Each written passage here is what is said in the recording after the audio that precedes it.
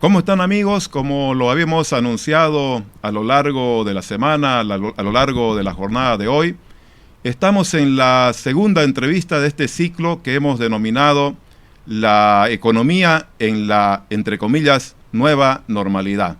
Un ciclo que pretende aportar con la orientación en un tema fundamental como es la economía en un momento extraordinario de crisis a nivel global, con una pandemia que lleva ya 103 días en el caso de Bolivia.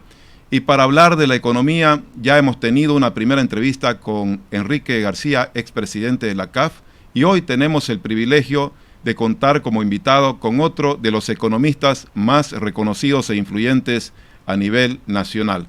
Martin Rapp estará con nosotros esta noche durante una hora en una entrevista que hemos denominado también interactiva, en este momento en que se plantea que la economía mundial y la economía boliviana también, por supuesto, están en un espacio de terapia intensiva, en una crisis enorme, una crisis extraordinaria, y queremos establecer si se pueden encontrar salidas a este momento extraordinario de crisis. Vamos a presentar a continuación una pequeña reseña a nuestro entrevistado de esta noche. Nacido en Alemania, el economista Martin Albert Rapp radica desde hace varios años y ha formado familia en Bolivia. Durante más de una década ha sido ejecutivo de la consultora alemana IP y responsable de su representación en América Latina y gestión de sus proyectos en 16 países. Ha sido consultor de la Cooperación Técnica Alemana desde 1982 hasta 2018. Actualmente es director e integrante de empresas líderes de hotelería, alimentos, servicios tecnológicos, turismo y retail. También es líder de Renaissance Executive Forum Santa Cruz. Se ha desempeñado como presidente, asesor y miembro de directorios de varias empresas bolivianas como las del Grupo Culgis Berrogón, el Grupo El Deber, director de la Red 1, Banco Económico, Empacar, entre otras. Ahí está un resumen de la extraordinaria trayectoria profesional de Martin Rapp, que tiene su hogar formado en Bolivia desde hace muchos años, un boliviano más prácticamente de lujo. Él es alemán, pero está con nosotros hace muchos años y es un cruceño, un boliviano más extraordinario que tenemos acá. Hoy estamos transmitiendo también para el país a través de Citel, Red Nacional, Citel HD, en La Paz, en Potosí, en Sucre. Saludos a Sucre también, a Pando, a Trinidad. Estamos por las redes sociales de Facebook, de básicamente Forbes Live y también Asuntos Centrales junto a EJU-TV y Canal 37 Cotascable TV. Así que nuestra audiencia es amplia. Quiero saludar a nuestro invitado de esta noche, un privilegio tenerlo una vez más. Hemos tenido la suerte de compartir muchos momentos de trabajo con él y lo saludamos. Martín, ¿cómo le va? Buenas noches. Buenas noches, Tufi. Buenas noches a todos los que nos ven y gracias por la invitación. Bueno, muchas gracias, Martín. Queremos comenzar este análisis revisando lo que representa el impacto de la pandemia en la economía global. Y la primera pregunta que uno se plantea, aunque son más las preguntas que las respuestas en este momento a nivel mundial, es si después de esta pandemia vamos o no a tener un nuevo orden económico mundial. Es decir, si los jugadores van a ser los mismos que hemos conocido, si va a seguir siendo el país más poderoso Estados Unidos en términos económicos, o si lo será China, o qué pasará con Europa. ¿Cuál es su lectura en relación al impacto en el orden económico mundial? ¿Habrá un nuevo orden económico mundial a partir de la pandemia, Martín? La pandemia no crea un nuevo orden, sino acelera tendencias que ya se habían visto preexistentes, que son principalmente 4. Una, la bipolaridad entre China y Estados Unidos. Segundo, un mundo más desordenado, entrópico, más desorden en el mundo.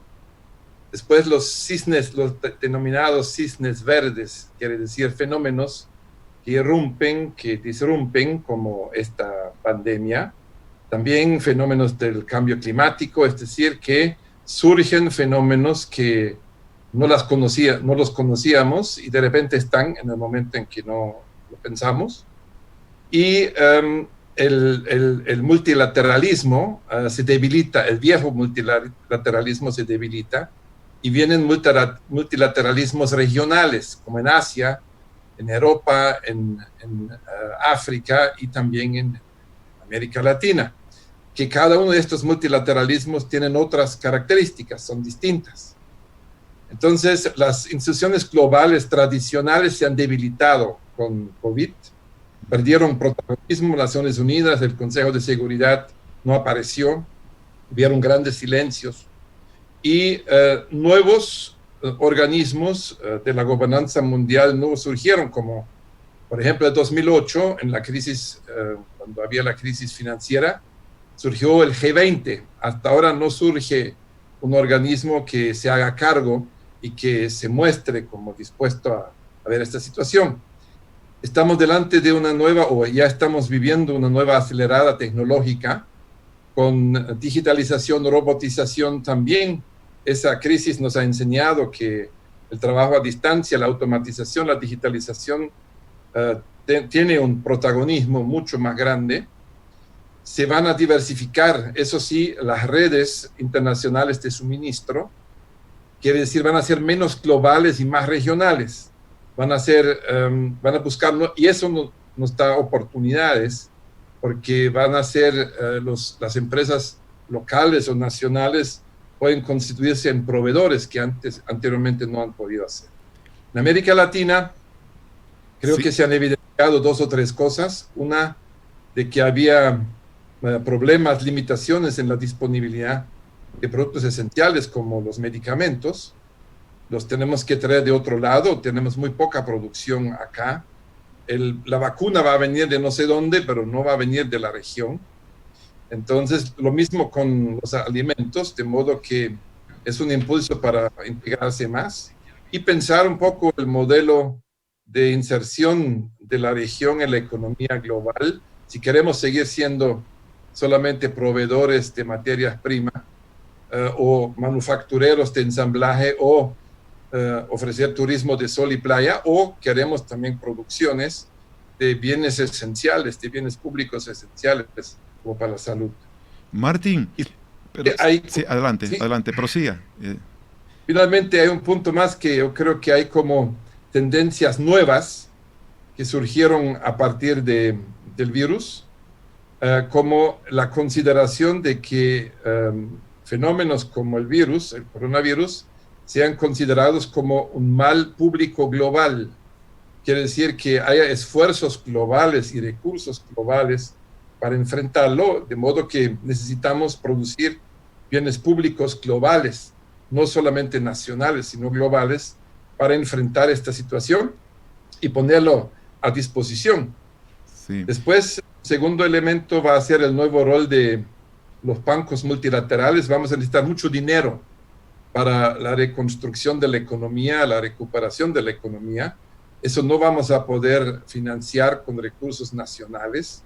Vamos a necesitar recursos de afuera, mucho dinero de afuera, y los bancos de desarrollo van a tener un rol importante, mucho más importante que en el pasado, es decir, la financiación tanto de los bienes públicos globales como también de la reconstrucción de las economías. Y finalmente, se necesita una agenda regional de América Latina para reforzar las respuestas frente a esta situación, que han sido muy nacionales.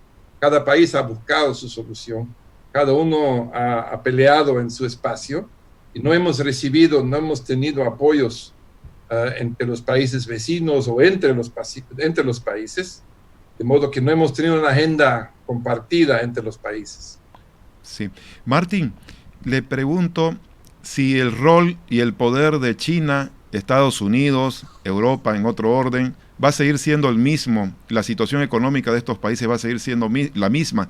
Se habla, por ejemplo, de que un poco la logística que estaba concentrándose en China, las industrias, los servicios, podrían reorganizarse y volver a otros países que no son necesariamente China, por ejemplo, después de esta pandemia. Sí, seguro. Como dije, hay una reconfiguración de las redes de suministro y se van a concentrar más en las regiones, van a ser menos transcontinentales y más en América Latina. Vamos a producir cosas que antes no hemos producido acá, que venían de China, porque estas cadenas globales como las hemos tenido han resultado muy vulnerables y han mostrado grandes dependencias que tenemos de lugares de producción muy alejados donde tenemos ninguna o muy poca incidencia. Entonces las empresas globales también están reconfigurando sus redes. Es decir, están diciendo yo produzco mejor acá, cerca, porque tengo menos riesgos y menos vulnerabilidades. Sí. Martín, hablando de la terapia intensiva en la que se encuentra la economía global, usted definía esta mañana en una situación, haciendo un parangón con la pandemia, que la economía está en terapia intensiva, bajo respirador, el paciente. En ese sentido, ¿hay ya alguna economía que se ha sacado el respirador en este momento, ya salió de terapia intensiva? En la proyección de diversos organismos internacionales se habla de que el único país que va a crecer en 1% este año es China. Por ahí también se menciona a India y algún otro en Centroamérica por un motivo específico que es el petrolero. ¿Algún país ya se ha sacado respirador y ha empezado a la normalidad? En Estados Unidos se habla de una recuperación leve del empleo en el último tiempo, por ejemplo, el último mes. Sí, este es un tema que hay que mirarlo con lupa. No hay un país, aunque China crezca 1%, pero lo que se dice es cuando China crece menos que 6%, es como crecer negativamente por los recursos que necesita para enfrentar sus problemas estructurales. Es decir, 1% en China es como negativo, es un crecimiento negativo. A ver, los crecimientos, yo dividiría la recuperación en 4 etapas. Sí. Este fenómeno, de cómo enfrentar ese fenómeno, lo dividiría en 4 etapas. La primera ha sido la reacción rápida frente al problema, es decir, los gobiernos se han movido, han sacado dinero, las empresas han buscado otras formas de entregar los productos, la reacción inmediata. Después viene la estabilización, como la reacción inmediata es como si el paro cardíaco, tenemos un paro cardíaco y el doctor dice tenemos que darle ahorita oxígeno, le tenemos que dar adrenalina y le tenemos que masajear el corazón. No podemos pensar en otras cosas. Después, en la estabilización, ya estamos en terapia intensiva, ya pasó lo peor y estamos viendo de cómo estabilizar el organismo. En eso estamos ahora. Después viene la recuperación y de ahí viene en paralelo la reconversión, es decir, cambios fundamentales en las economías. Estamos ahora en estabilización y hay que tener cuidado cuando decimos que un país se ha recuperado. Por ejemplo, Estados Unidos tenía en su momento 36 millones de desempleados y Morgan Stanley decía que el crecimiento de las ventas en comercio van a ser mayores ahora que el año pasado, en el mismo periodo del año pasado. ¿Pero por qué? Por el estímulo, no por la economía, por la fuerza de recuperación de la economía, sino porque el estímulo, el dinero que el gobierno ha metido, da esa recuperación, pero es artificial, no es real, o sea, no se basa en la economía con su propia fuerza. Por lo tanto, cuando hablamos de recuperación hay que ver también si esa recuperación se debe al estímulo, al dinero que ha sido inyectado, o se debe a la fuerza propia de la economía. En ese sentido, no hay economía que se ha recuperado. Sí. No hay todavía, hay un efecto fuerte de las medidas de soporte que han dado los gobiernos. Lo que sí hay son empresas que han ganado durante esta crisis, Martín. Hoy se ha publicado en el diario El Clarín una nota de Financial Times, el Financial Times, sobre las 100 empresas que más ganaron con la crisis. Le nombro las primeras: Amazon, Microsoft, Apple, Tesla. En el caso de América Latina, Mercado Libre de Argentina figura entre las 100 empresas, la mayoría de ellas del mundo digital. ¿Es así? ¿Son las que han ganado? ¿Hay otro rubro que ha ganado en el planeta dinero durante esta crisis? Sí, en toda crisis hay ganadores y perdedores. En esta crisis hay mucho más perdedores, pero siempre hay los dos. Es decir, una crisis como esta no afecta a todos por igual. Es muy desigual la afectación por sector y hasta por rubro. Los primeros ganadores han sido, evidentemente, como usted lee, las empresas tecnológicas y las empresas que han trabajado por ejemplo, en el teletrabajo Zoom. Zoom, con lo que estamos trabajando ahorita, Sí. ha sido un gran ganador, su capitalización bursátil se ha ido al cielo. Después, en segundo lugar, empresas que están relacionadas con el delivery, es decir, empresas de logísticas básicas, que han asegurado de que los bienes hayan fluido de la misma manera. También están por el lado ganador. También están algunas empresas de rubros alimenticios, porque la gente seguía comiendo. La pregunta es, ¿dónde se come? Y ahora se come más en la casa. Esta mañana mencionamos que, por ejemplo, la levadura ha crecido, latas de pescado, de atún han crecido en la venta fuertemente. Hay después los refrescos en polvo, han crecido muy fuerte. Es decir, hay productos, categorías y también empresas que se han beneficiado porque tienen una oferta de valor que se adecua a esta situación. Bueno, Martín, después de ese contexto mundial, quiero entrar a la situación de la economía boliviana. Menos 5% de decrecimiento del PIB en general, hasta 6%, algunos organismos internacionales. Y la primera pregunta que se plantea es, bueno, usted dice que siempre que es difícil hacer pronósticos, pero la primera pregunta que nos inquieta a todos es, ¿cuánto puede durar esta recesión o crisis, la más terrible de la historia, probablemente de los últimos 2 siglos por lo menos? ¿Cuánto puede durar? ¿Puede ser larga o puede ser o se puede conseguir una recuperación rápida en el caso de la economía boliviana particularmente? Sí, en primer lugar hay que ser cuidadoso con los pronósticos. Yo me declaro incompetente en pronósticos. Lo que podemos hacer es hacer escenarios, es decir, preguntar qué posibilidades hay de lo que podría ocurrir. Evidentemente, una primera posibilidad es la que llamamos un escenario B chica, una caída muy fuerte y una recuperación muy rápida. Una recuperación en el tercer trimestre de este año. Este es un primer escenario. No lo veo muy probable, porque eso requeriría muchos recursos que tendrían que inyectarse y que tendrían que tener los actores económicos como empresas y hogares. Un segundo escenario llamamos un W, quiere decir que se abre la economía, se termina la cuarentena, la gente sale, las empresas trabajan, los negocios empiezan a funcionar, pero no se termina con los efectos de la pandemia. Nuevamente hay restricciones y nuevamente la economía, la actividad va bajando y nuevamente va subiendo. Quiere decir que podría haber una sucesión de diferentes subidas y bajadas. Hay un tercer escenario que llamamos L, una caída fuerte y nos quedamos abajo durante un buen tiempo, una recesión prolongada de 2 años. El escenario W significaría 18 meses, entre 6 y 18 meses. Un L significaría 2 años de recesión o de crecimiento extremadamente bajo. Y hay un último escenario que llamamos I, que es una caída vertical, se va abajo, y no sabemos qué viene más adelante, porque podría haber un contagio a problemas sociales, a inestabilidad política, y de modo que los problemas de la economía se mezclen con los problemas sociales y con problemas políticos. Entonces, cualquiera de estos escenarios es posible, ¿no? Ninguno hay que descartar y hay que estar preparado para cualquiera de ellos. ¿Cuáles son los determinantes? Son 2 variables que definen esta situación. Uno, la profundidad de la caída, y la otra, la duración de la caída.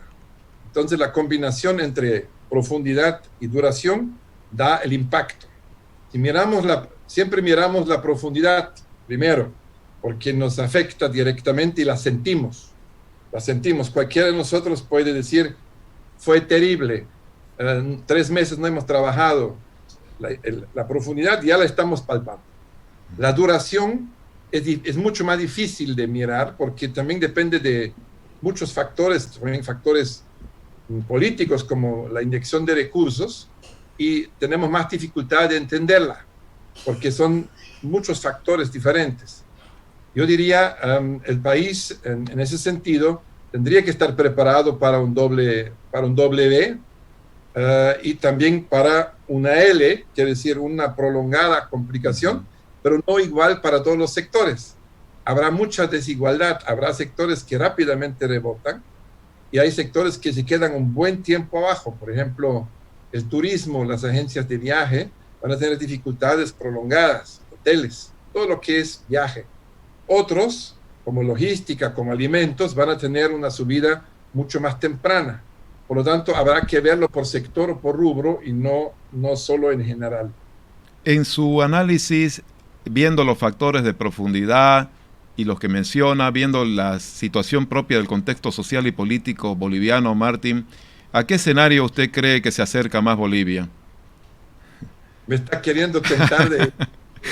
No el pronóstico. Lo que no debería hacer. Sí. Que no debería hacer de hacer pronósticos. Sí, no hagamos el pronóstico. Pero por lo menos 12 a 16 meses, Martín, de esta situación de recesión. A ver si me arriesgo y usted sí. me hace arriesgar. Yo diría entre 6 y 18, yo creo que hasta el próximo año estaremos, la mayoría de los rubros estará afectado también el próximo año. No creo en un rebote rápido. Vamos a ir a un nuevo normal. Quiere decir, si soy una empresa o tengo un negocio, una venta, la venta de aquí adelante y el próximo año más no va a ser la misma que el 19. Va a estar por debajo. Vamos a tener un nuevo normal y la economía común también tendrá un nuevo normal. Ahora, si lograríamos inyectar muchísimo más recursos a la economía sería distinto, pero lo que se ve probable es que este año y el próximo estaremos afectados, quiere decir una doble B, con una proyección de 18 meses. Bueno, Martín, hablando de los sectores económicos, de los rubros, usted, yo sé que revisa mes por mes la situación de cada rubro. Hemos tenido 3 meses de pandemia y por supuesto que el impacto debe ser desigual. No es lo mismo para la construcción que para el sector de repente de delivery, por ejemplo, de comercio. Y en ese sentido, la proyección también menciona usted que va a ser desigual. ¿Cómo están los sectores, Martín? ¿Qué ha pasado en lo posible? Si me puede detallar rubro por rubro, si conoce los niveles de crecimiento, de impacto, en los principales por lo menos, el hidrocarburífero, por ejemplo, construcción, servicios, banca, comercio, el sector informal que usted siempre lo subraya, en este caso como componente central de la economía boliviana. Sí, podemos dividirlo en 3 partes, dividir la respuesta en 3 partes. La primera es que hemos visto hasta abril, porque los números del INE llegan hasta abril ahora, entonces podemos ver qué se dice en abril. Y en abril se dice que la mayor caída, la mayor profundidad de la caída tenía la construcción, que cayó casi 15%. Después, o sea, 15% si miramos todo. Ustedes van a decir, no, pero si estaba cerrado todo el mes, 100%, ¿cómo que 15%? Si miramos toda la economía como un todo, porque algunos rubros han seguido funcionando. Entonces, y miramos la base de comparación. El primer problema tenía la construcción, la segunda el transporte, que por la cuarentena significa que no hay transporte. Después restaurantes, hoteles, es decir, todo lo que es gastronomía y hoteles. Después venía el comercio y la industria. Todos ellos tenían bajadas muy fuertes hasta abril. Si miramos la proyección al futuro que podría venir, y nos basamos en lo que dicen los propios empresarios, es decir, cuando preguntamos a los que conocen bien el rubro, podemos decir que los que tienen más dificultades todavía es, en primer lugar, turismo y viajes. Y como dijimos hace un rato, ellos van a tener un año y un próximo año muy difícil. Todo lo que también es eventos, gastronomía, hotelería, ese bloque va a estar muy complicado en el próximo tiempo, porque también hay que ver que antes de la crisis ya tuvimos una tendencia a disminución. O sea, esa crisis no nos encontró con grandes anticuerpos, o sea, no teníamos buenos anticuerpos, porque la tendencia ya era a la baja. Y era a la baja también porque teníamos mucha oferta. Eso también hay que ver, que la economía boliviana tenía un ciclo positivo muy largo, de 15 años, hace 15 años, y eso generó también mucha oferta. Entonces, ese es el sector más complicado en la proyección. Después está complicado lo que es venta de bienes durables, quiere decir casas, pero también autos, también durables de la casa. ¿Por qué? Porque las personas cuidan su dinero y tienen miedo de asumir compromisos de más plazo. Cuando hago una casa o tomo un crédito hipotecario, me tengo que comprometer para bastante tiempo. Y eso lo pienso ahora mucho más. También los autos han tenido una caída y siguen teniendo una caída.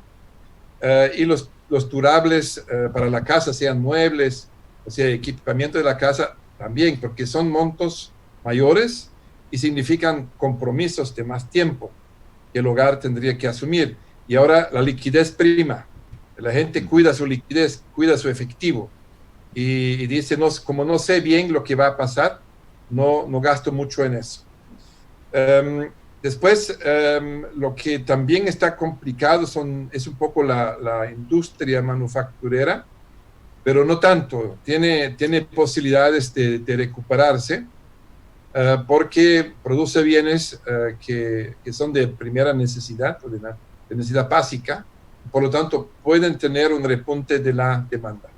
Los que han estado relativamente bien, ha sido moderadamente afectado, es el agro, es decir, el agro no ha tenido una caída, ha seguido funcionando. Teníamos una cosecha no tan buena, pero tampoco no teníamos una cosecha de caída libre.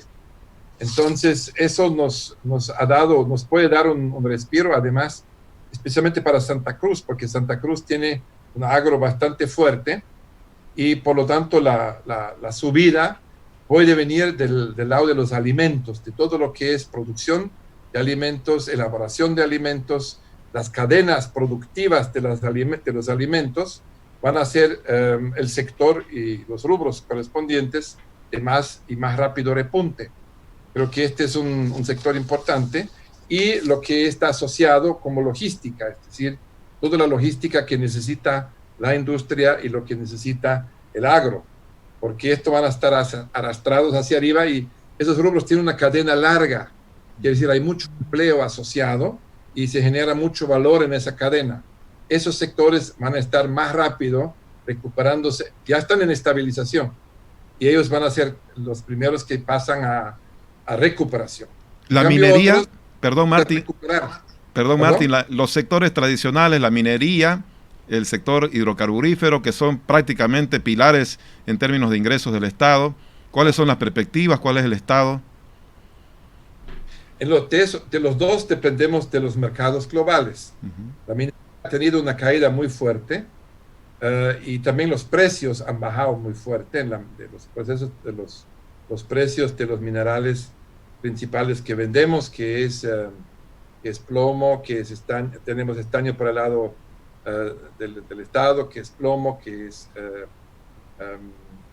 ¿cómo se llama? El oro también ha repuntado muy fuerte, pero en general la minería ha bajado, y dependerá de la recuperación a nivel global, porque los precios no se hacen acá, se hacen en los mercados globales. La minería china tiene una influencia muy importante en estos mercados.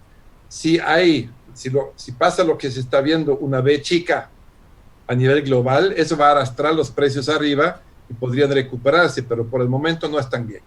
Y el gas, que es un tema donde se mezclan también varios problemas.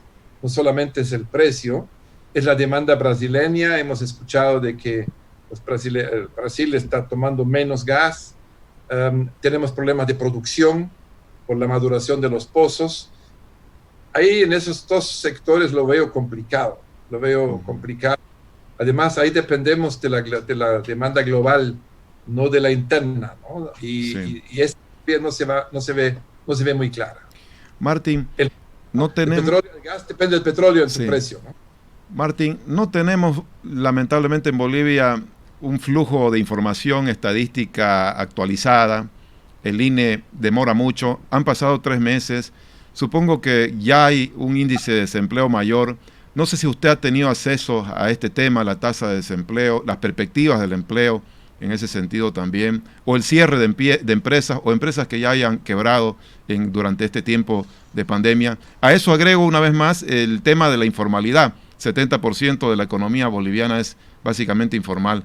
¿Qué se sabe sobre esta tasa, Martín? Tasa de desempleo, informalidad, ¿ha crecido? ¿Qué ha pasado? A ver, este es un gran tema y ese tendríamos que estudiar con atención. Empiezo por el sector formal e informal.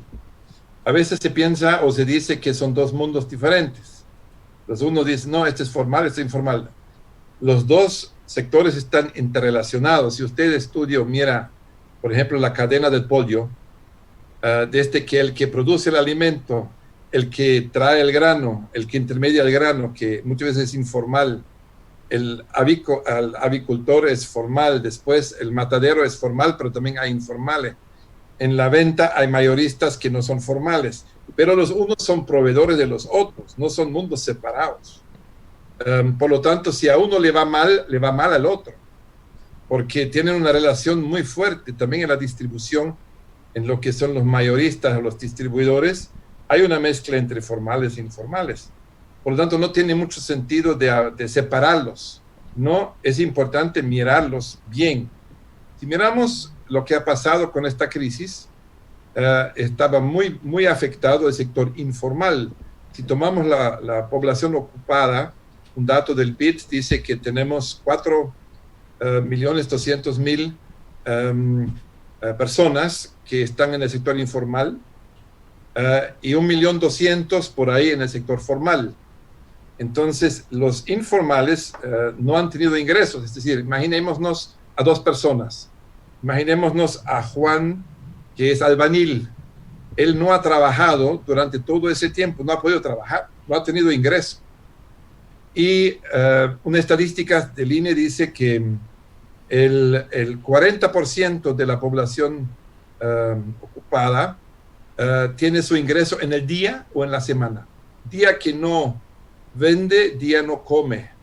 Día que no trabaja, no come. Un albañil, si tiene un jornal, una persona en el mercado, que viene del mercado, si no trabaja, no come. Entonces, ese sector, hablando de 4.2 millones de personas, no ha tenido ningún ingreso.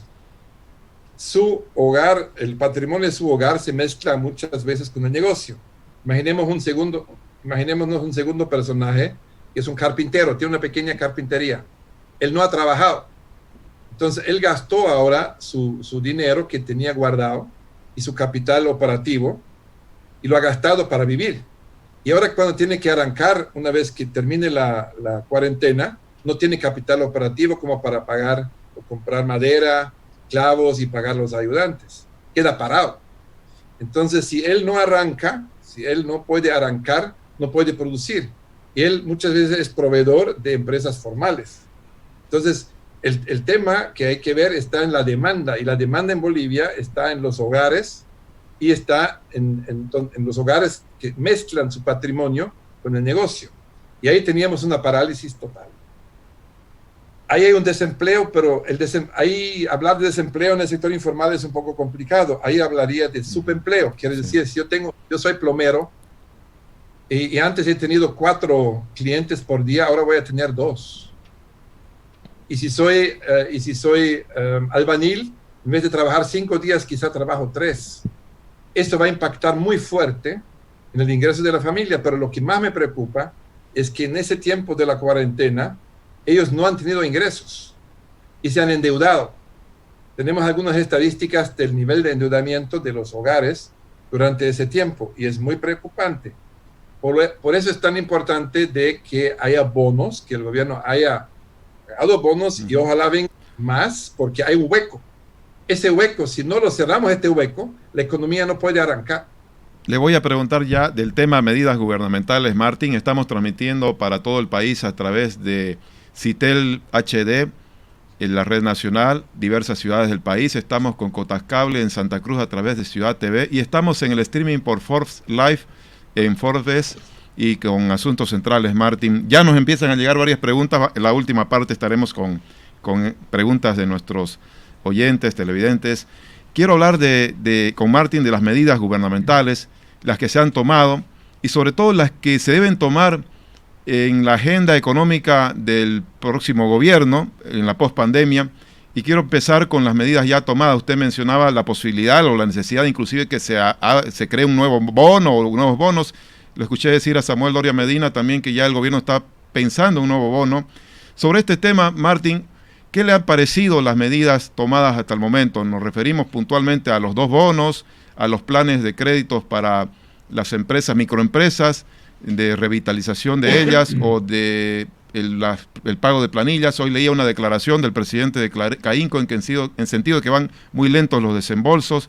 ¿Cómo ha visto usted qué ha sido lo bueno y todavía lo insuficiente en términos de medidas económicas hasta el momento? Lo bueno, y eso es muy importante, han sido los bonos. De que se han creado nuevos bonos, el canasta, el bono familia y el bono universal. ¿Por qué es importante eso? Por 2 motivos. Porque por un lado, con eso se ayuda a fortalecer la red de protección social de la familia. La familia no ha tenido, la gran mayoría de las familias bolivianas no han tenido ingresos y han tenido gastos, o sea, tenían que vivir.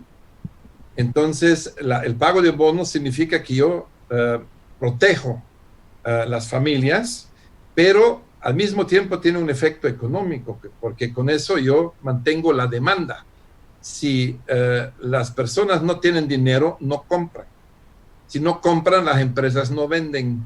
Si las empresas no venden, no van a pagar sus créditos. Esa es la cadena. Entonces, todo empieza con la demanda. Eso hay que tener siempre presente cuando vemos las propuestas de los gremios empresariales o de todos los que piden algo. Importante, en primer lugar, es la demanda, es sostener la demanda. Sin una demanda no hay que vender. Si nadie compra, no hay que vender.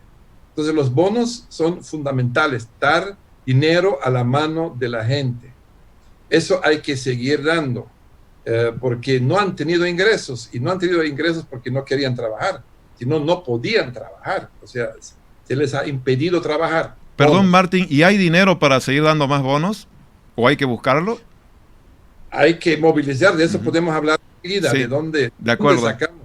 Sí. ¿Dónde sacamos? Pero el bono es fundamental porque protege la familia y mantiene la demanda. Segundo, como dijimos, muchas veces el patrimonio de la familia se mezcla con el negocio. Los microempresarios y los pequeños empresarios o las micro o pequeñas unidades productivas son el tejido base de esta economía. Entonces, ellos quedaron sin liquidez y sin capital operativo.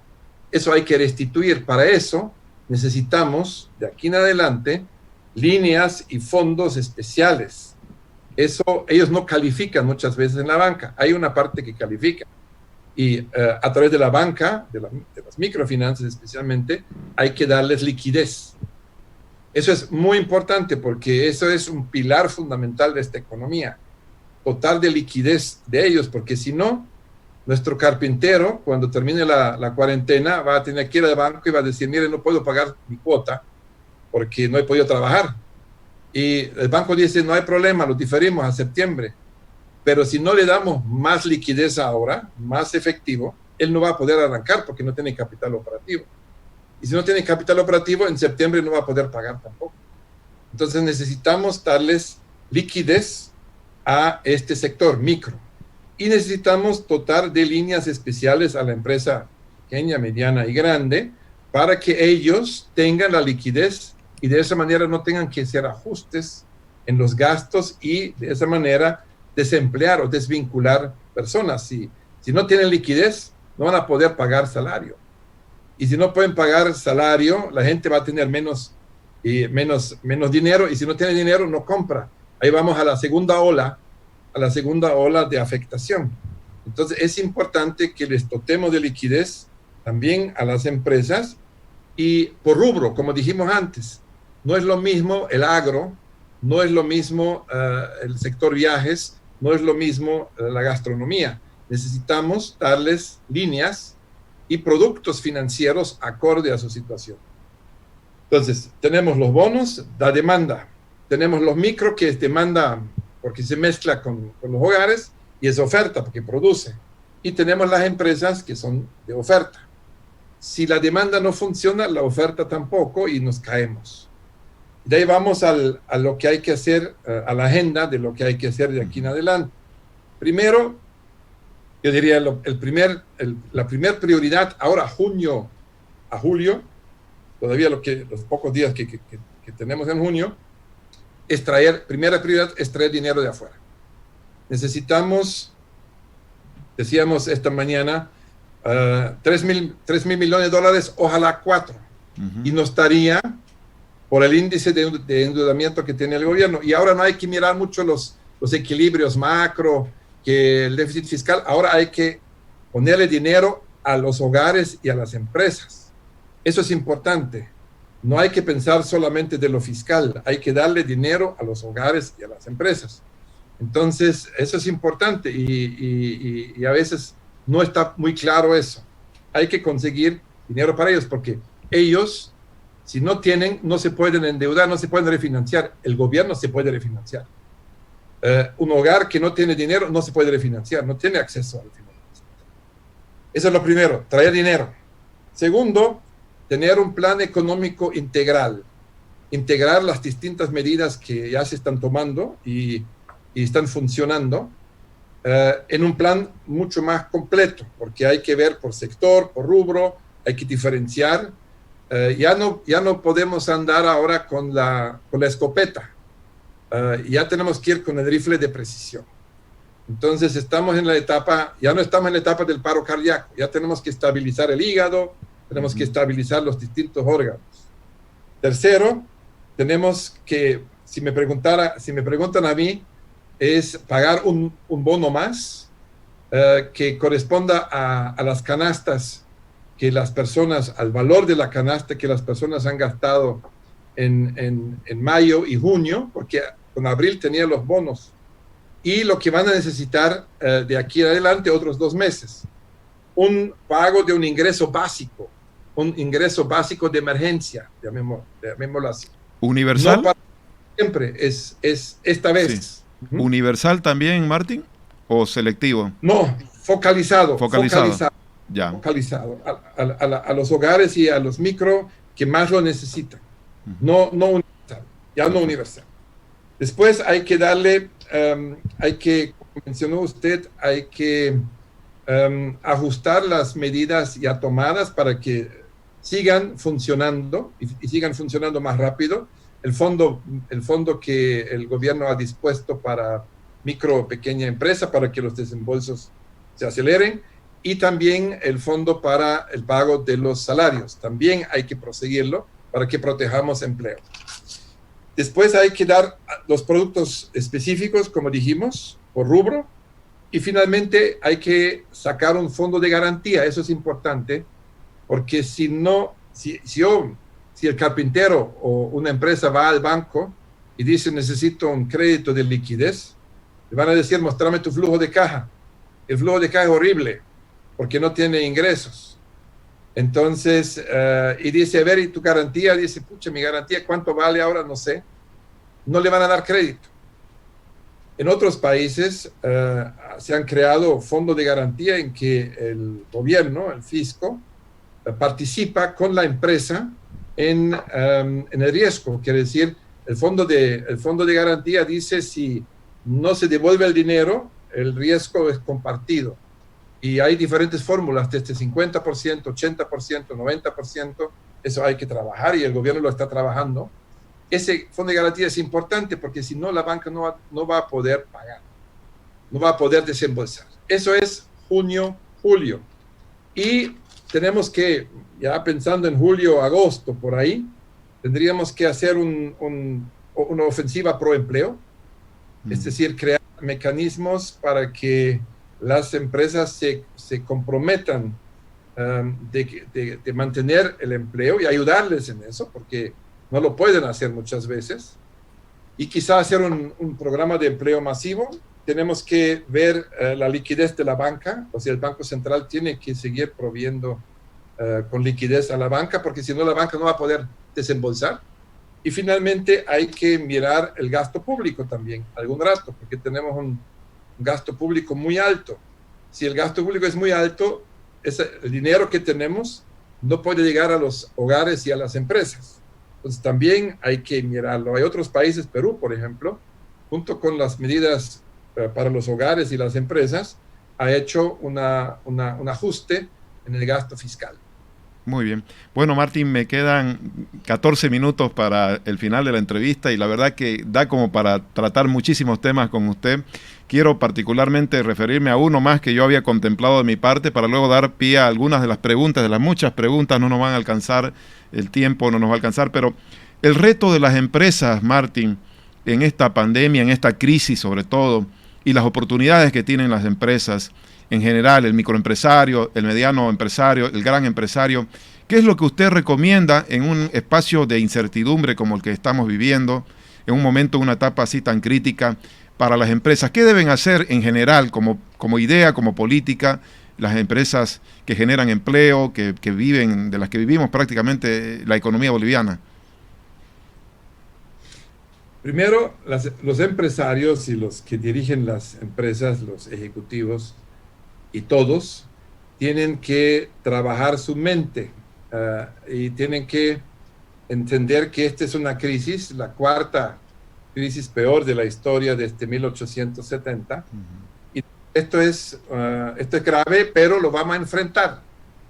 Y lo vamos a enfrentar de manera positiva. Hay un dicho hindú que dice, primero tienes que matar al tigre en la cabeza. Lo demás es un detalle nomás. Sí. Entonces hay que trabajar la cabeza.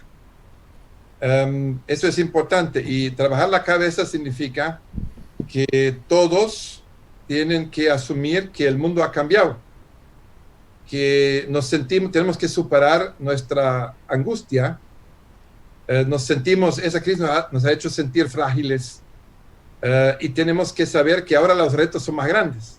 Antes teníamos retos, ahora tenemos 3 veces retos. Los mismos retos se multiplican por 3. Tendremos un nuevo normal, o sea, no podemos pensar, vamos a volver rápido a lo que hemos estado, no. Nos vamos a tener que adecuar a otra situación. Y por lo tanto tenemos que reconfigurar la forma de pensar y actuar. Lo primero ahí es la milla extra, lo llamaría así. Quiere decir que todos, empresario, ejecutivo, trabajador, colaborador, tienen que dar más. No podemos decir, yo trabajo 8 horas, yo trabajo 6 horas. No, yo diría, a lo mejor con menos salario, más trabajo. Entonces, eso tenemos que asumir y no debe haber quejas. Si hay quejas, estás desubicado. Entonces, yo creo que hay que ubicarse de manera justa en la situación, primero. Segundo, hay que saber que mi modelo de negocio, si soy empresario o ejecutivo, ahora se pone a prueba. Estamos a prueba de recesión. Quiere decir, mi empresa y mi modelo de negocio está ahora en examen. Y tengo que aprobar el examen. Tengo que saber que este es un examen. No puedo decir, no, la culpa tiene otro. Y no, ahora pongamos a prueba nuestra capacidad y hagámoslo de manera positiva. No lo hagamos de manera de quejón o lastimera, sino de manera activa, de manera positiva. La situación está grave, pero la vamos a pasar. Entonces, hay como 3 etapas en la mente. Una es la del susto y de la reacción rápida. Adrenalina, ¿no? Me asusto y reacciono. Y a veces cometo errores porque me precipito en mis decisiones. Hay una segunda etapa que dice, momento, calma, vamos a aprender. Vamos a aprender de eso. Vamos a anticiparnos, vamos a mirar nuestro flujo, vamos a ver cómo funcionan las cosas, quizá alguna categoría no funciona bien, algún producto le damos de baja y tomamos otro. Ok, vamos a aprender de la situación y de ahí viene otra etapa, que es la de oportunidades y de crecimiento. Yo puedo en esta situación crecer en algunas cosas en que antes no he crecido. También esa crisis nos acelera. Antes yo he visto empresas que su plataforma digital tardaron 2 años, 3 años, y ahora la hicieron en 2 meses, lo que no han hecho en 2 años. Entonces hay que acelerar, hay que ir rápido. El tiempo es oro, el momentum es más importante que la excelencia. Es decir, de movernos más rápido es más importante que decir, no, aquí lo vamos a hacer. No, vamos adelante. Eso es lo primero. Sí, para las empresas. Si no cambio mi forma de pensar, no voy a cambiar, no voy a entender lo que pasa. Muy bien, Martín. Sí. ¿Ah? Perfecto. Voy a aprovechar los 10 minutos que quedan, Martín. Tenemos muchas preguntas. Quizás mientras más corta la respuesta le vamos a dar más oportunidad a todos los que están interviniendo, nuestros amigos. Quiero comenzar de abajo hacia arriba. La cantidad es grande de preguntas. Con Javier Urey le pregunta, ¿qué opinión merece el costo? Voy a ir con Javier. ¿Qué opinión merece el costo de transferencia de recursos al exterior cobrados por el Banco Central del 2%? Claramente es un impuesto directo al sector formal. ¿Qué opina de revisar la tabla de comisiones como medida concreta que permite un ahorro en flujos para el sector formal a nivel empresarial? Estoy de acuerdo que podríamos aliviar de esa manera el sector empresarial y especialmente el sector ligado al comercio exterior. Y desde ese punto de vista, 100% de acuerdo con Javier. El problema es que si soy ministro de Desarrollo de Economía y Finanzas Públicas, no voy a querer bajar ningún impuesto, porque mi situación fiscal está muy ajustada, está muy complicada. Voy a tener mucho menos ingresos por el gas, tengo menos ingresos por los diferimientos. Las empresas van a pagar menos impuestos porque van a ganar menos dinero, hay menos transacciones, por lo tanto, bajar impuestos. Si yo soy ministro de Finanzas Públicas, es muy complicado. Entonces hay que mirar los dos lados. Perfecto. Martín, Laila Salome, si se debe pagar un sueldo básico focalizado. ¿Qué es un sueldo? Un sueldo básico focalizado. Yo diría no hay que pagar un sueldo básico, lo llamaría un ingreso básico de emergencia y tomaría la canasta y lo haría muy segmentado. De pagar un salario adicional no lo veo muy práctico. Muy bien. Linés Salinas, con esta situación, ¿cuál es la proyección del tipo de cambio del dólar para los próximos meses? Estable.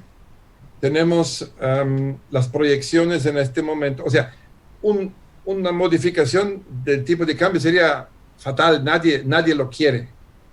Porque si la gente pensaría que va a cambiar el boliviano, el tipo de cambio, agarraría la plata, su poca plata, la cambiaría en dólares y la guardaría. Y eso tendría un efecto recesivo y contractivo terrible. Porque la gente guardaría la plata. Ahora lo que necesitamos es que la gente gaste la plata. Y tenemos suficientes reservas por el momento, y medidos en meses de importaciones, y si traemos dinero de afuera, vamos a tener dólares suficientes como para no tener que modificar el tipo de cambio. Mauro Arriaga, ¿cree que es factible la devolución de las AFPs como ya hicieron en Perú? No lo haría. Por varios motivos. Uno es que en este momento las AFP son los principales proveedores de liquidez a la banca. Es decir, no hay ahorro más allá de las pensiones. Debilitaríamos muy fuerte los depósitos y si no hay depósitos no hay crédito. Ahora necesitamos crédito. Y además nuestros fondos no son suficientes como para bajarlos. No lo haría. En Bolivia hay condiciones muy distintas que en Perú. Sí, correcto. Juan Carlos Ortiz, ¿qué rol asigna desde el punto de vista de la demanda al mercado interno versus la exportación? el consumo versus la inversión para la reactivación económica de corto plazo, es decir, hasta los próximos 12 meses. ¿Algunas medidas de reactivación de la demanda interna que pueda sugerir? Sí, ese es un buen tema. La inversión es un gran tema. Yo haría una tremenda ofensiva de inversión, la extranjera directa, la nacional, porque el gobierno, el fisco, va a tener dificultades de mantener la inversión en un nivel como lo ha tenido cuando teníamos mucho dinero, cuando el fisco tenía mucho dinero. Ahora ya no tiene dinero. Entonces vamos a tener mucho menos inversión pública, por lo tanto tendría que ser compensado por la privada y por la extranjera directa. Entonces una ofensiva a todo dar para la inversión privada nacional y una ofensiva de exportación, levantando todas las barreras. Todos los que son exportadores los adulamos, los tendríamos que adular y barrer todas las límites, todas las barreras que hay, barrerlas y dejarles exportar, porque necesitamos dólares, ¿no? Necesitamos dinero y la exportación es la forma más noble de generar divisas. Marcelo Guzmán pregunta, ¿qué cree que suceda con las empresas que trabajan para el Estado, las contratistas? Porque el Estado no está pagando y eso puede arrastrar a todos los que le prestan servicios. Sí, el gobierno está intentando de dar liquidez a través de los pagos, se están esforzando mucho, pero en el futuro, en los próximos años, el espacio para hacer inversión pública como se tenía antes no está. Va a ser mucho más difícil. Quiere decir que hay que terminar el ciclo de cobranza y de pagos para que las empresas tengan el dinero que ya han gastado, y tendríamos que habilitar otros mercados para estas empresas, porque el mercado de la inversión de obras públicas va a disminuir, no va a crecer. Alfonso Cortés, ¿cómo enfrentar al tigres y las hienas? Y pone entre paréntesis, los políticos están arrasando con todo y quieren elecciones aún a riesgo de profundizar la pandemia. Cuando pensamos en el tigre, pensamos en todo el zoológico, pensamos en las hienas y todas, pero no lo llamaría hienas, no los descalificaría, sino yo creo que una gran tarea es que entendamos que todos tenemos nuestra tarea. El gobierno está haciendo su tarea, las empresas tienen que hacer su tarea, el ciudadano, el hogar, el informal.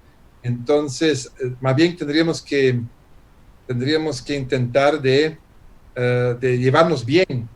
Cuando tenemos problemas, no tenemos espacio para llevarnos mal, porque llevarnos mal nos genera un gasto de recursos. Sí. Entonces, ahí mi criterio es llevémonos bien y no pienso en que sean hienas.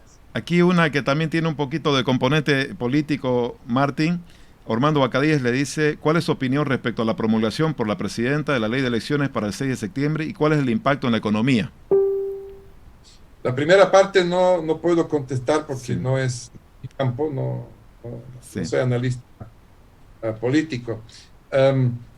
Sobre la economía, por supuesto, las elecciones tienen siempre una influencia. Creo que el gobierno actual va a hacer lo que pueda por el lado positivo para que la economía se mantenga a flote y las luces no se apaguen. Y el gobierno que entra también, es decir, va a tener un tremendo reto porque va a tener una situación, un ciclo muy complicado. Más adelante, ojalá los dos periodos se empalmen bien y no pensemos en cortes, que en septiembre hay un corte. No, eso tiene que seguir fluyendo y tiene que engranar. Los periodos políticos no deberían significar cortes económicos y ojalá seamos todos los que están tomando las decisiones las tomen de manera responsable. Bueno, vamos a tratar de hacer responder 4 últimas preguntas, Martín. Aprovechando, voy a pedirle la comprensión a los canales de televisión que están retransmitiendo esta señal. 5 minutitos más para contestar, a ver si puede 4 preguntas, Martín, de manera resumidita. Yuri Luz, me parecen interesantes las últimas 4 que han surgido acá. Yuri Luz, estimado Martín, ¿cuál es su opinión con el crédito CREES que lanzó el Gobierno Nacional de Bolivia? ¿Es factible? Sí. Perfecto. Exxon Cristian Gutiérrez, ¿qué pasará con los consultores en línea sin protección y aparte estamos endeudados con impuestos? Uy, ese es un gran tema. Ellos están muy afectados, van a estar muy afectados. Si traemos dinero, por eso insisto mucho en que tengamos un paquete económico de potencia. Si traemos 3.000 millones de afuera y movilicemos otros 3.000 millones de adentro, y tendríamos 6.000 millones de dólares disponibles y los inyectamos en la economía, hay trabajo. Por eso el punto 1 en la recomendación es traigan dinero y no se preocupen ni miremos mucho los equilibrios macros, sino hay que dar dinero a la economía. Entonces, si lo hacemos eso, va a haber trabajo también en ese sector. Bit Angulo, ¿qué medidas sugeriría Martín para despegar las soluciones tecnológicas y digitales para el sector emprendedor en el país? Yo levantaría en primer lugar todas las restricciones, las barreras, y le estaría condiciones y le estaría, ¿cómo se llama? Le estaría facilidades tributarias. Si a alguien le bajo los impuestos, serían ellos, porque ese es un rubro que nos puede dar mucho futuro. Tenemos condiciones, tenemos clústeres en el país ya, tecnológicos. Cochabamba tiene un clúster importante, y yo les daría facilidades tributarias, les levantaría todo tipo de restricción y fomentaría la cooperación empresa-universidad para que alrededor de los clústeres las universidades se conviertan en centros de excelencia, apostando a este rubro. Muy bien. Guachantelo hace un momento indicó que en esta nueva realidad debe haber un pacto donde el empresario se compromete a generar empleos. Martín, ¿usted cree que con las normas laborales y cargas sociales hoy en día el empresariado se sentiría seguro en incrementar su plantel de trabajadores? Sí, es contradictorio, por cierto, porque tenemos una rigidez en las normas laborales que complican un poco las cosas, trabajar parcialmente, etcétera. Pero no se puede cambiar tampoco el código laboral, porque eso es un gran tema, es un tema político muy importante. Pero sí lo que haría es buscaría una forma muy estrecha de trabajar empresario, trabajador, colaborador en la empresa. No me fijaría siempre en las normas, sino diría, aquí estamos juntos. Eso de trabajador y empresario, que somos muy diferentes, que el uno tiene interés del otro, es una falacia. Estamos en el mismo barco. Sí. Y tenemos que superar esas cositas y decir, yo busco formas de trabajar en la empresa que consideran los intereses del trabajador y del empresario, la milla extra, sí, de los dos. Joel Vargas de Tarija, Martín, la economía en Tarija ya lleva 5 años de decrecimiento, además está fuertemente vinculada a la inversión pública, fondos que provienen por regalías de hidrocarburos, que también bajaron. ¿Qué medidas se necesitarían aplicar para reactivar la economía tarijeña? Dice. El agro. Eso de vivir del sector público es complicado y de obras públicas es complicado, y quizá ese es uno de los problemas estructurales de la economía tarijeña, la dependencia de las regalías y de las obras públicas. Tarija tiene un tremendo potencial de fruta, de vino, y tiene vinos de clase mundial. Es decir, tenemos vinos famosos, hechos en Tarija o en Sinti. Y yo apostaría al sector fruticultor, viticultor y agro en general en Tarija. Es una tarea quizás de más largo plazo, pero rinde. Yo me saldría de esa economía extractiva que tiene. Tarija es un ejemplo de los problemas del extractivismo. Bueno, no nos queda tiempo más que para la última pregunta, Martín. Carlos Ken, ¿es factible en esta situación y momento una reforma tributaria? El IT es un impuesto ciego y regresivo, y es un impuesto que crea en forma escondida un aumento en el impuesto de utilidades. Es una carga dura para el sector empresarial formal. ¿Sería posible eliminar este impuesto específico, el IT? Yo diría, no hay mucho espacio para hacer en este momento una reforma tributaria por la situación del fisco, de cómo está el fisco. Además, es un tema estructural. O sea, los temas laborales, tributarios, regulatorios son estructurales. Eso va a tener que hacerse en el mediano plazo. El nuevo gobierno tendrá que enfrentar eso. Y por otro lado, la situación fiscal como tal es muy complicado como para eliminar impuestos. Si los elimino, ¿de dónde saco el ingreso de este impuesto? Lo tendría que buscar por el otro lado. Y a veces peor. Entonces, sí, estoy de acuerdo con Carlos que necesitaríamos pensarlo. Necesitaríamos una reforma tributaria, pero en este momento no hay un espacio ni político ni punto de vista financiero. No hay en este momento esta posibilidad. Y es un tema estructural. Termino con eso. Estamos todavía en terapia intensiva. No nos podemos ocupar de todos los órganos, tenemos que ocuparnos de los críticos. Entonces los temas estructurales tendrían que venir un poquitito más adelante. Muchas gracias, Martin Rapp. Ha sido, como esperábamos, que es un encuentro de lujo, un privilegio el poder haber conversado con usted en este espacio de entrevista interactiva de Forbes Live, en directo para todo el país a través de la red Citel, también de televisión, a través de Ciudad TV en Santa Cruz, Canal 37 de Cotas Cable, y el streaming en Forbes y en Asuntos Centrales. La verdad que quiero agradecerle en nombre de toda la audiencia que hemos tenido enorme hoy por esta explicación tan profesional como siempre usted, desde el punto de vista de quien consideramos es uno de los economistas más influyentes de Bolivia. Gracias por esta oportunidad. Ojalá volvamos a encontrarnos pronto, Martín. Un abrazo. Muchas gracias y gracias por la audiencia, por participar en este espacio. Gracias, Tufi. Gracias a usted. Así hemos completado poco más de una hora en esta entrevista interactiva con Martin Rapp. Segundo domingo que estamos con ustedes y los invitamos, si Dios quiere, para el próximo domingo con otro importante economista, reconocido economista a nivel nacional. Juan Antonio Morales, expresidente del Banco Central de Bolivia, estará también aquí en este mismo espacio. Hasta el próximo domingo, si Dios quiere.